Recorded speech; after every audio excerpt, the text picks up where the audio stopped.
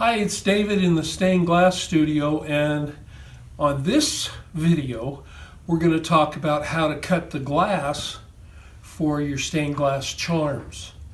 And man, this is a fun little project. I hope you're going to do this project because they're so easy and they turn out so well. This cutting the glass part isn't as critical as the next couple of parts will be. But I'll put links up for you all along, and I hope that you'll have fun with this series. All right, here we go. Okay, well first I guess we'll just do this mirror that Jeannie has in mind to make a charm from, and you can see that it's already the right width. This bevel and this mirror are the same width, so all I have to do is cut it to the proper length. Now, when you're doing charms, you want to use a strip cutter. These will help you get nice straight cuts, and that's what you need to do. Now, we always dip our cutter first in an oil. Now, we used to use kerosene here, but now we use orange oil that is a special blend that you can get from our website.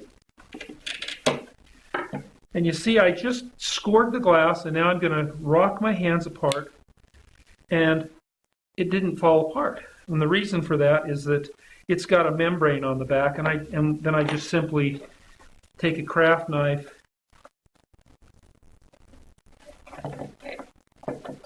split it loose, and now we've got the piece that will work for her charm. Now I wanted to show you a little bit more about how we cut using a strip cutter. Now I use two of them because I'm lazy. I like to get them set, and then I don't have to keep going back and forth. But if you only have one, that's fine. First of all, what I've done is I've set this. Here's a piece of bevel glass, and I want to cut out a piece that will fit for the back of this. So I slide it up against the bench. I pull my glass cutter right over it, and I open the nut, and I sight right down here. You can see the wheel that's going to score the glass is right on the same edge as this piece of glass. So it's set now. And so now I'm going to cut a piece of this is thin single strength glass.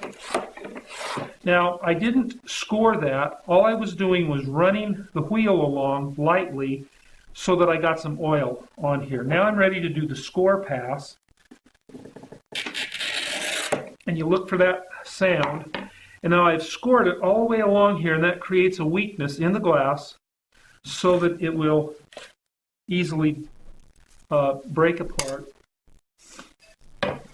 And now if I was going to make 1-inch squares, I'd use the same glass cutter. Sometimes it's good to roll your wheel just a hair, and that's how you don't do it. You want to slide off and break the piece of glass.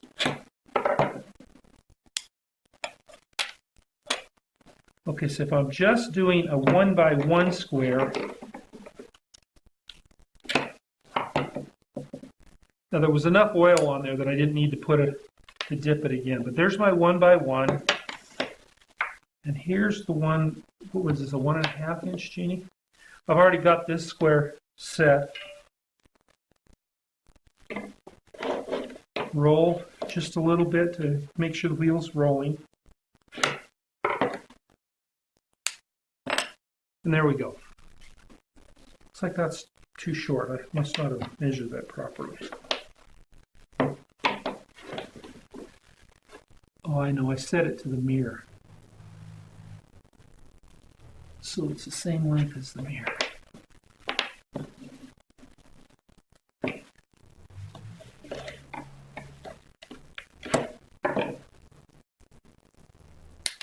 Oh, I didn't like the way I scored that one. Where's that tie that back.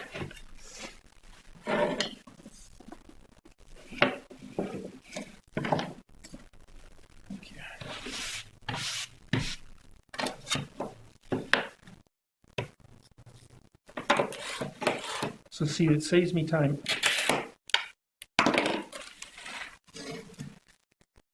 You know, this single strength glass breaks differently than regular double strength, and so I'm kind of messing things up because like that.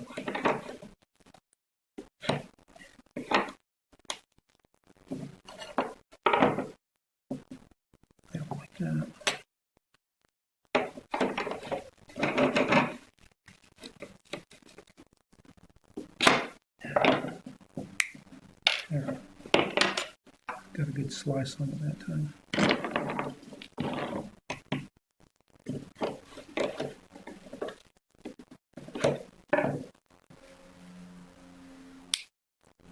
Okay, now that one's perfect. Now, you still can use this type of glass cutter, and you have a lot more control over it.